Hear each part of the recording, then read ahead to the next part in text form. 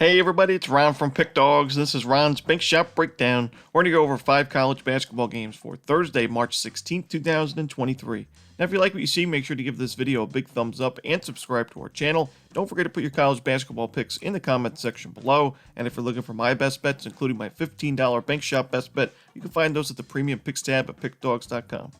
Already, it's the first round, the first day of the first round in the NCAA tournament. Let's get into it. Here are the games.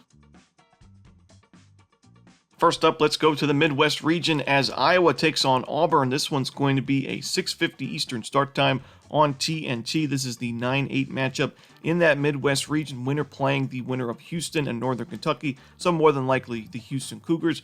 Now, in this game, Auburn's a 1-point favorite, and I think that Iowa's the better team. And, we know early on in these NCAA tournaments, usually the bad defenses make their way out of the tournament pretty early, especially in these 9-8, 10-7 matchups. But I think Iowa's defense has been underrated for most of the year. When you look at the shot quality defense or shot quality data for this defense, it is actually not too shabby, and it's a defense that doesn't take too many fouls. They're decent on the defensive glass, and they force a good amount of turnovers as well. We know Iowa's offense is one of the best in the country. They're third in adjusted offensive efficiency. They take care of the basketball, a good shooting team that gets a lot of second chance opportunities on the offensive glass.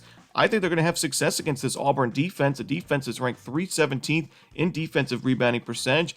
I think Iowa's the better team, and I did not like the way Auburn looked down the stretch in the SEC. The Tigers started the season 8-0 in non-conference play, had a pretty weak schedule in my opinion. They were 6-1 at one point in the SEC, but down the stretch this season, they lost to some teams that you wouldn't expect, and they struggled in their step-up games in the conference as well. We know the SEC did not have a very good tournament last year.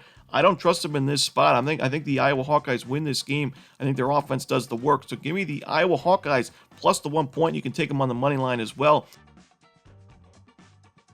Next up, let's go to the 13-4 matchup in the East region as Tennessee takes on Louisiana. This one's going to be a 9:40 Eastern start time. It'll be on CBS. Tennessee is an 11-point favorite. Total is at 136.5.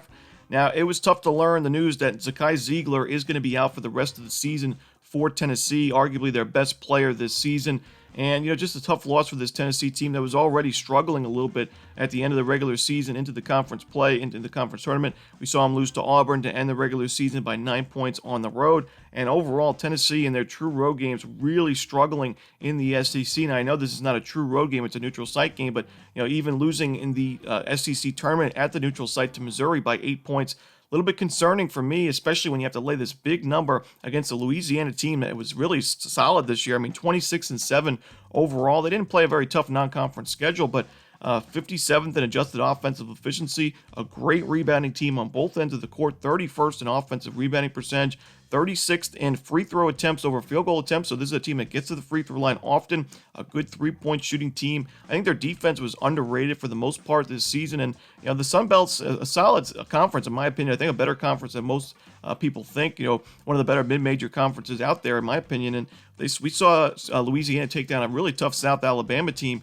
in that conference tournament final, 71-66. So we know Louisiana has already had success in neutral site games. In fact, they're 5-0 this season straight up in these neutral site games. So I think Louisiana does enough to keep this game close. I think Tennessee has proven. I just don't really want to trust them in these neutral site, true road games. And we saw last year in the NCAA tournament, although they beat Longwood in the first round, we saw them get bounced in the second round, and they had big expectations in that tournament going up against Michigan. I can't trust Tennessee laying this big number. I think the Vols win this game, but I think it's going to be by single digits. So give me the points here with the Louisiana Raging Cajuns.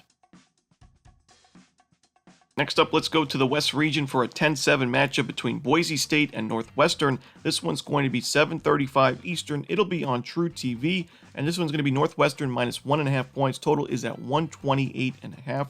Now, there's no surprise to see this total set super low because these are two of the better defenses on paper in the country. Both teams top 15 in adjusted defensive efficiency this season going into the tournament.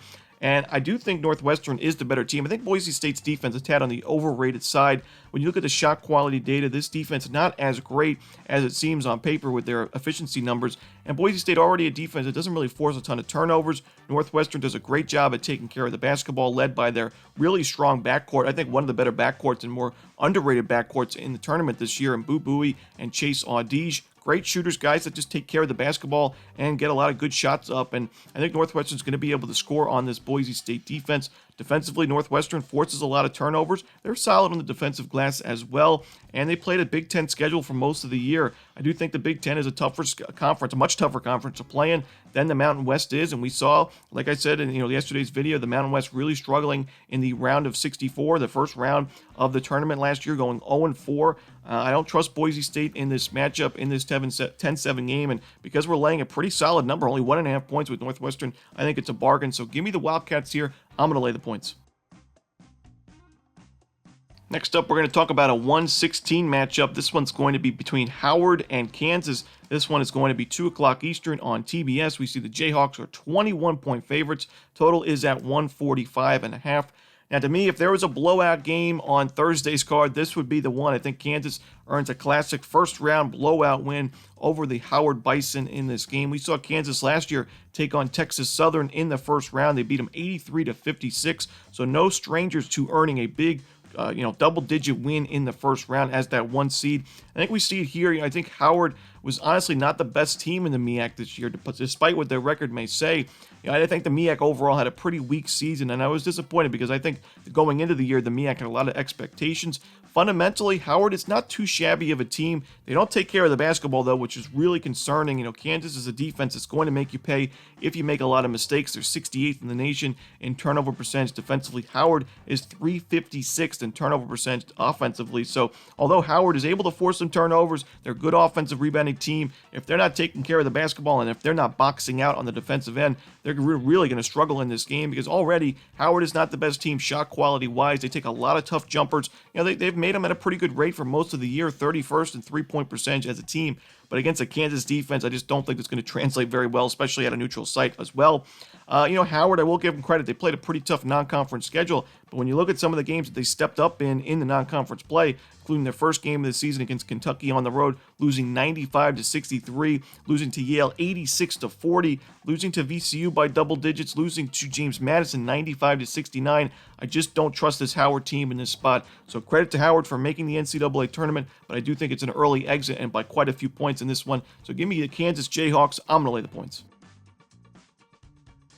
Next up, the final game we're to talk about for the first round games on Thursday in the NCAA tournament. This one a 10-7 matchup in the Midwest region as Penn State takes on Texas A&M. This one is going to be 9:55 Eastern. It'll be on TBS, and the Aggies of Texas A&M are a 3.5-point favorite. Total is at 134.5.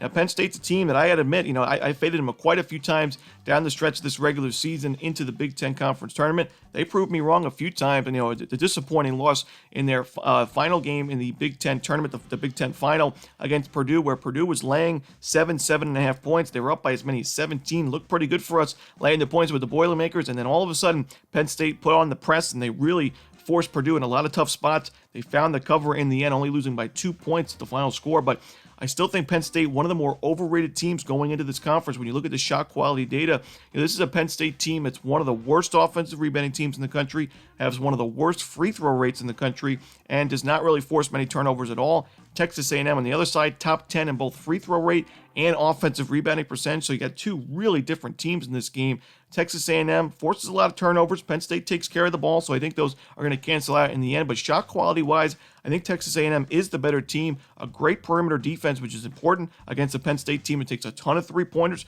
makes them at a pretty good rate. I think Texas A&M's defense is going to be just fine in this game. I think there's a reason why we see, usually in these 9-8, 10-7 matchups, we usually see pretty small spreads like we saw in that Boise State Northwestern game where it was only 1.5 points. In the Iowa and Auburn game, only a 1-point spread there. I think there's a reason why the Aggies are 3.5, almost 4-point favorites in this matchup. I think they are the far better team. So give me Texas A&M here at the neutral site. I'm going to lay the points. And that's it. Those are the games for Thursday in college hoops. Hope you enjoyed this video. If you did, don't forget to hit that like button and subscribe. And don't forget to put your college basketball picks in the comments section below. Again, if you're looking for my best bets, you can find those at Pick Dawgz Premium. As always, this is Ron Romanelli. Good luck.